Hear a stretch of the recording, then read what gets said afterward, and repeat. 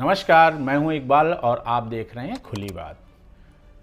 Marketing से जुड़ी कोई भी चीज़, पोस्टर, वीडियो, विज्ञापन या फिर कोई रेडियो ऐड आप देखिए और सुनिए और थोड़ा गौर कीजिए किस तरह वो आपके सबकॉन्शियस दिमाग को टारगेट करते हैं। एक बढ़िया विज्ञापन और एक सस्ते विज्ञापन में सबसे बड़ा फर्क होता है सस्ता ऐड आपको सिर्फ प्रोडक्ट बेचता है और एक अच्छा ऐड आपको इमोशन बेचता है। बड़ी बात यह है कि पूरे विज्ञापन में प्रोडक्ट कहीं हाईलाइट नहीं होता है और ऐसे विज्ञापन का सक्सेस रेट बहुत ज़्यादा है। मिसाल के तौर पर कुछ उदाहरण देखिए। दाग अच्छे हैं, मैन विल बी मैन, मुंह में रजनीगंधा और कदमों में दुनिया, अच्छे दिन आने वाले। ये सुनते ही आपके दिमाग में कोई ना कोई इमोशनल ऐड जरूर चमक गया होगा। आप इन सभी विज्ञापनों को गौर से देखिए, सभी में प्रोडक्ट सिर्फ सहायक भर हैं, हीरो नहीं है। ये इंसानी फितरत है कि वो अपनी कहानी में हमेशा खुद हीरो होता है या बनना चाहता है। बड़ी कंपनियां और चालाक प्रोफेशनल लोग हमेशा से ही इंसान की इस फितरत को टारगेट करते आए हैं और वे बेहद सफल भी रहे हैं। इसके लिए कभी राष्ट्रवाद का इस्तेमाल किया गया, कभी झंडे का इस्तेमाल किया गया, तो कभी धार्मिक, नस्ली, जाति श्रेष्ठता का। इतिहास ऐसी हजारों कहानियों से भरा पड़ा है। चंगेज खान से लेकर सिकंदर तक, हिटलर से लेकर मुसोलिनी तक, सभी ने आम इंसान के इसी हीरोइज्म के कीड़े को टारगेट किया और बड़ी सफलताएं पाई। थोड़ा सा इतिहास को खंगालते ही आपको नजर आ जाएगा कि नाजी जर्मनी में जब तक सोवियत सेना उनके दरवाजे तक नहीं जा पहुंची, तब तक उन्हें लगता था कि वो युद्ध जीत रहे हैं। जल्द ही दुनिया पर श्रेष्ठ जर्मन लोगों का शासन होने वाला है, क्योंकि अंत समय तक नाजी जर्मन की प्रोपेगेंडा मशीनरी उन्हें वही संदेश दिखाती सुनाती रही जो वे सुनना चाहते थे। हिटलर और नाजी पार्टी ने दूसरे विश्व युद्ध के दौरान पोस्टर्स और फिल्मों का व्यापक इस्तेमाल किया था। वो इसका इस्तेमाल अपने प्रोपेगेंडा आंदोलन को प्रचारित करने और अपने विचारों को फैलाने में किया करते थे। नाजी पार्टी ने बहुत बड़ी संख्या में पोस्टर्स बनाए, उन्हें मुख्य स्थानों पर लगाया जाता था। ये पोस्टर जन समर्थन प्राप्त करने के लिए नाजी आंदोलन की उच्चता और आदर्शों को दिखाते थे। पोस्टर आमतौर पर राष्ट्रवादी संकेतों, हिटलर की झलक और विभिन्न युद्धों में जीतों की प्रशंसा करने के लिए डिजाइन किए जाते थे।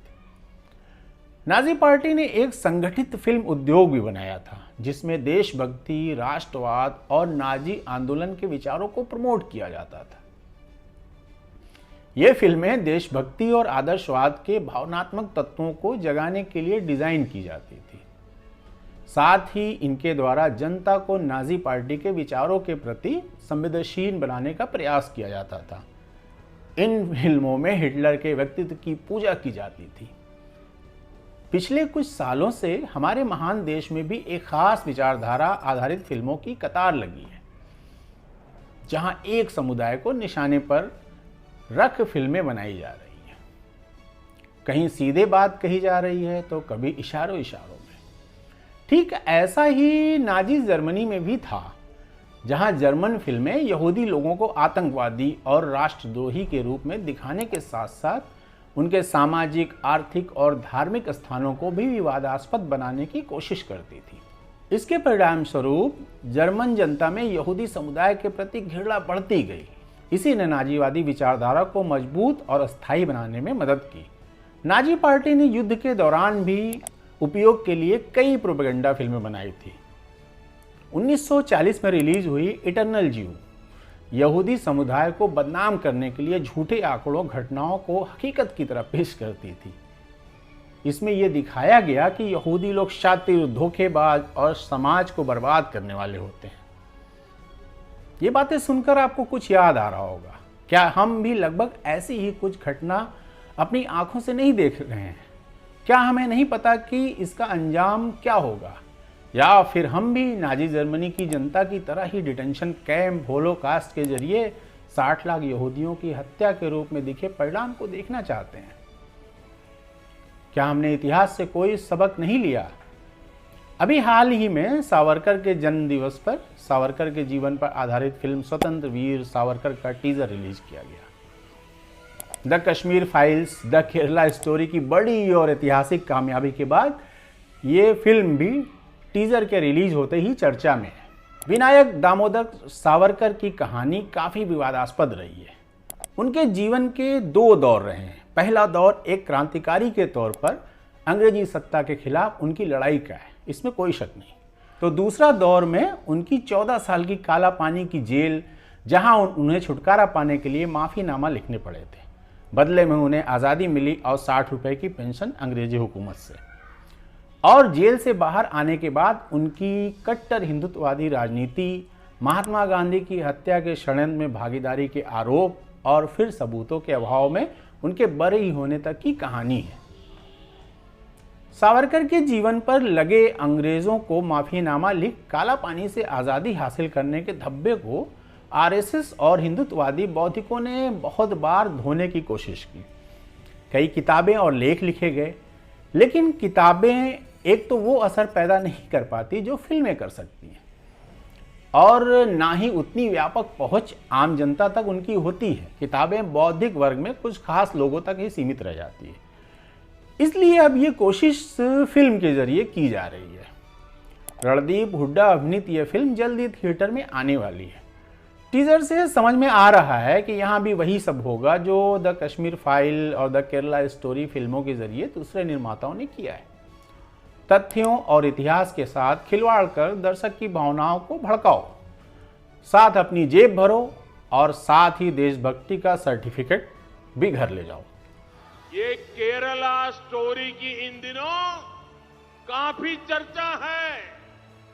कहते हैं केरला स्टोरी सिर्फ एक राज्य में हुई आतंकवादियों की छद्म नीतियों की साजिशों पर आधारित है। इसकी पूरी संभावना है कि इस कट्टर हिंदुत्व की राजनीति करने वाली पार्टियां अपने इलाके में स्वतंत्र वीर सावरकर को टैक्स फ्री कर देंगी। सोशल मीडिया पर फिर वही सैलाब आएगा कि हर हिंदू को एक बार ये फिल्म जरूर देखनी चाहिए। देखने वाला दर्शक थिएटर से दिमाग में नफरत का जहर लेकर लौटेगा, जिसे वैसे ही अपनी जिंदगी में जाने अनजाने में लागू करेगा, जैसे टूथपेस्ट खरीदते समय विज्ञापन में देखे गए पेस्ट का नाम अपने आप जुबान से निकल जाता है। मेरे भी बहुत फ्रेंड्स थे, मुझे लगता था कि ये सब झूठ ही होता है, ऐसा नहीं होता। बट हाँ, ये मूवी देखने के बाद मेरी भी बहुत आंखें खुली है। मुझे लगता है कि अपने धर्म को भी सपोर्ट करना चाहिए। तो फिल्मों में ऐसा होता है कि लड़की अपने पिता को ठोक रही है।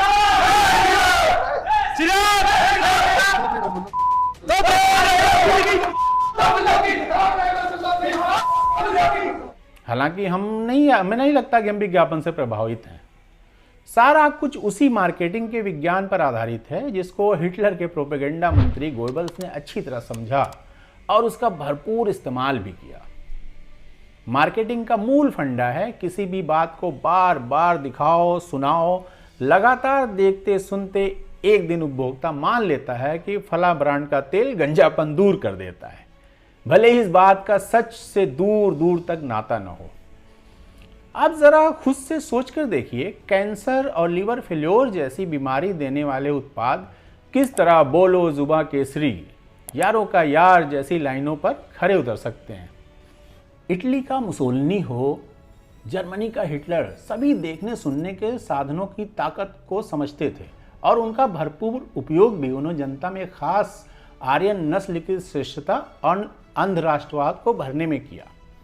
इसके लिए उन्होंने थोड़े से सच को बहुत सारा झूठ मिलाकर धड़ल्ले से परोसा और जनता ने भी बिना नानुकुर किए सब बातों को मान लिया, क्योंकि वह तो पहले से ही माने बैठे थे। जाति श्रेष्ठता या नस्ली श्रेष्ठता तो हर इंसान में कहीं ना कहीं होती ही है, बस उसे ट्रिगर ही तो करना होता है।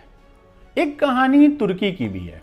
कट्टरवादी विचारधारा वाले एर्दोगान फिर से जीत गए, लिबरल विचारों की हार हुई। वहाँ भी 4 साल पहले टीवी और सिनेमा के जरिए ऑटोमन साम्राज्य के पुरखे उर्तुगुल गाजी पर धारावाहिक बना प्रसारित किया गया, जिसमें मुसलमान अच्छे थे और ईसाई बुरे। पाकिस्तान में भी इस सीरियल का उर्दू वर्जन बहुत लोकप्रिय हुआ, क्योंकि वहाँ इसकी डबिंग में बड़ा खेल किया गया। इसे पाकिस्तान की जनता की मेंटलिटी के हिसाब से डब किया गया था। बड़ी तादाद में इसके डायलॉग भी बदल दिए गए थे। हमारे देश में भी खूब पॉपुलर हुआ था। हमारे देश में कट्टरता का फिलहाल दूसरा दौर चल रहा है। 2014 से आज तक के सफर पर नजर डालें तो वाकई हम दूसरे स्टेप पर आ गए हैं। अगर अब ऐसा ही चला तो 2024 के बाद हम किस दौर में पहुंचेंगे ये सोचकर सिहरन होती है। लेकिन हम लोग पॉजिटिव लोग हैं, हिम्मत कभी नहीं हारते। हमारा ये वीडियो आपको कैसा लगा ये हमें कमेंट कर ज़रूर बताएं। अगर आप हमारा वीडियो पहली बार देख रहे हैं तो सब्सक्राइब करना ना भूलें और शेयर ज़रूर करें। धन्यवाद।